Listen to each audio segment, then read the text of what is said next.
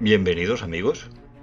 Es fácil encontrar todo tipo de comentario desfavorable sobre la actuación de las Fuerzas Armadas italianas y de sus soldados basados en los malos resultados generales del país durante la contienda.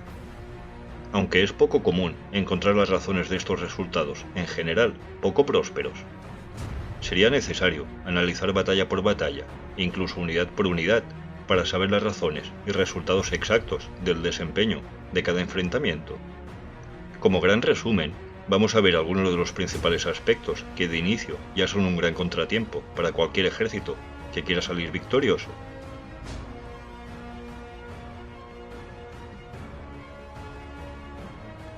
La Italia de entreguerras era un país poco industrializado e incluso pobre en comparación a las grandes potencias europeas, principalmente el centro y el sur del país. Como el resto de países en el periodo entreguerras, el país trató principalmente de recuperarse de las consecuencias de la Gran Guerra y de la crisis económica de los años 20 y 30, sin ninguna intención de prepararse ni a medio ni a largo plazo para una guerra. El desarrollo de carros de combate, de vehículos blindados, sus doctrinas y métodos de empleo evolucionó apenas ligeramente, y en ciertos aspectos incluso se ignoró, resultando en escasas y mal adecuadas fuerzas blindadas. Si bien la aviación fue desarrollada y en los años 30 era adecuada, moderna y eficaz, siempre fue en limitados números en comparación con las grandes cantidades del segundo conflicto. Además, llegado este, la mayoría de los aparatos ya estaban obsoletos y a pesar que se desarrollaron buenos aviones posteriormente, fue necesario equiparlos con motores alemanes para alcanzar rendimientos semejantes a las demás potencias. Esto fue por la falta de capacidad de desarrollo y de fabricación de la escasa industria moderna. Con un extenso litoral, Italia disponía de grandes y potentes buques de guerra, aunque sin éxitos terrestres, pocos podrían hacer para cambiar el desarrollo del conflicto. Además, como ocurrió con gran parte de las marinas europeas, siempre se evitó, en la medida de lo posible, enfrentamientos directos entre grandes buques, y cuyas pérdidas supondrían largos meses y años para su reposición. En la mayoría de los casos se empleó la aviación para hundir los grandes buques, y las nuevas fuerzas aéreas acabaron con el dominio de grandes buques acorazados.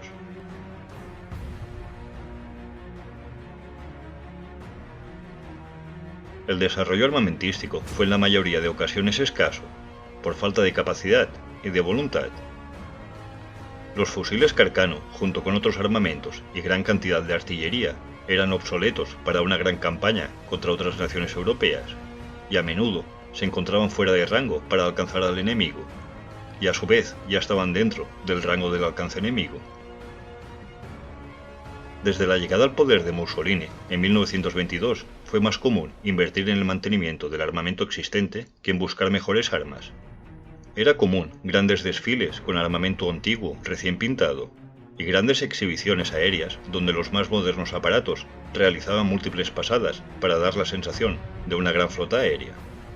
Los oficiales que se negaban a participar del cuestionable método a menudo perdían favores y posibles ascensos. En cuanto a la infantería, los altos mandos italianos abandonaron las lecciones aprendidas por sus unidades de choque durante la Primera Guerra Mundial. El Arditi, similar al Sturmtruppen. Estas unidades se disolvieron rápidamente y el entrenamiento de infantería volvió a las tácticas tradicionales y estáticas. Estas tácticas estaban desfasadas y eran más adecuadas para la defensa que no para realizar ataques móviles como los que serían necesarios en la campaña griega. Las tropas alemanas que lucharon junto con los soldados italianos los veían mal entrenados en aspectos tan básicos como el movimiento bajo fuego y el suministrar fuego de cobertura. Algunos altos mandos del ejército no estaban capacitados para la preparación y planificación de un conflicto moderno, en algunos casos incluso por incompetencia. Con el nuevo régimen, el trato de favores interno y contratos militares por intereses partidarios acabó por promover una gran corrupción interna a todos los niveles de las Fuerzas Armadas. En general, el ejército italiano de inicios del conflicto estaba más pobremente dirigido, equipado y entrenado que el de 1915.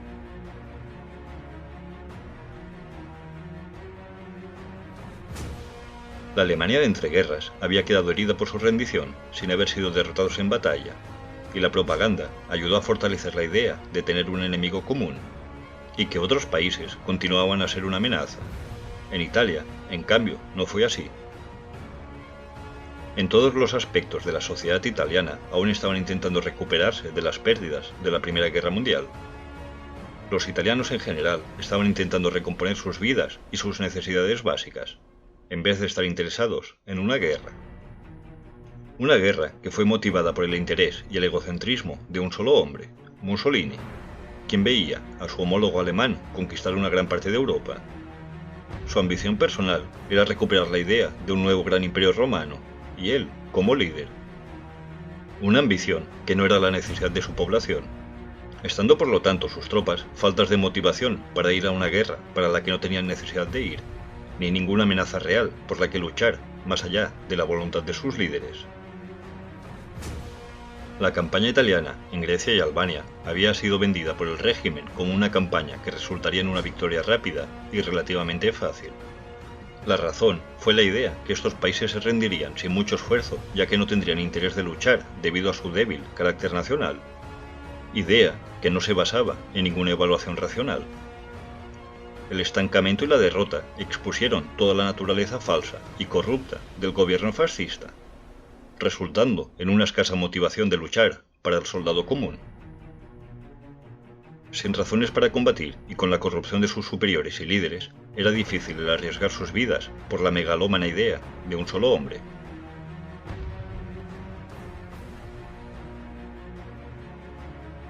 Hay la idea general de que Italia y Alemania eran grandes aliados, pero realmente lo fueron apenas sus líderes.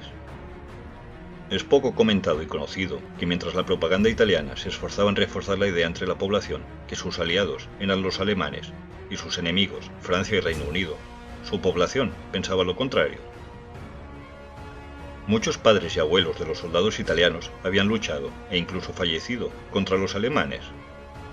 Entre la población había más bien recelo hacia Alemania e incluso una cierta idea de que el país germano era el tradicional enemigo.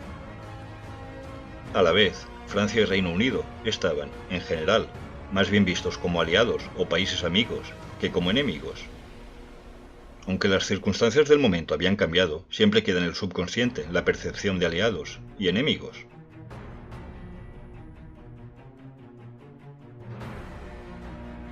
Ya hemos visto brevemente algunos de los aspectos y motivos de la incapacidad de ciertos líderes militares, y esto se tradujo en la campaña contra Grecia en una incompetencia increíble de planificación, preparación y de liderazgo.